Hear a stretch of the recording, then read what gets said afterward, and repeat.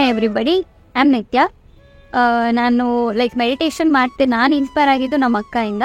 So ಅವ್ರು inspiration ತೊಗೊಂಡು ನಾನು ಫ್ರಮ್ 1 ಮಂತಿಂದ ನಾನು ಮೆಡಿಟೇಷನ್ ಸ್ಟಾರ್ಟ್ ಮಾಡಿದ್ದೀನಿ.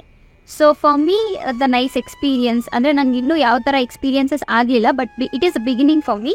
ನಾನು ಯಾವಾಗ ಇಲ್ಲಿಗೆ ಬಂದೆ ನಮ್ಮ ಅಕ್ಕ ಜೊತೆ, ಸೊ ನಾನು ಒಂದೇ ಸಲ ನಾನು ಯಾವಾಗಲೂ 40 ಮಿನಿಟ್ಸ್ ಮಾಡ್ತಿದ್ದಳು, ಒಂದೇ ಸಲ 2.5 hours ಮಾಡಿದ್ದೀನಿ meditation. That's the great thing for me.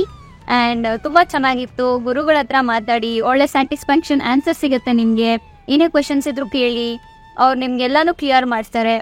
ಅಂದರೆ ನಿಮಗೆ ಒಂದು ಕ್ಲಾರಿಟಿ ಬಂದ್ಬಿಡುತ್ತೆ, ಹೇಗಿರ್ಬೇಕು ಲೈಫಲ್ಲಿ, ನಿಮ್ಗೆ ಏನೇನೆಲ್ಲ ಸಿಗುತ್ತೆ, ಎಷ್ಟು ಹ್ಯಾಪಿಯಾಗಿರ್ತೀರ ನೀವು ಅಂತ. Look at me, I am very happy. So ನಿಮಗೂ ಇದೇ ಥರ ಎಕ್ಸ್ಪೀರಿಯನ್ಸ್ ಆಗಬೇಕು ಅಂದರೆ ಪ್ಲೀಸ್ ನಿಮ್ಗೆ ಮೆಡಿಟೇಷನ್ ಮಾಡೋ ಇಂಟ್ರೆಸ್ಟ್ ಇದ್ದರೆ ಎಲ್ಲರೂ ಫೋಕಸ್ ಮಾಡಿ ಮೆಡಿಟೇಷನ್ ಮೇಲೆ.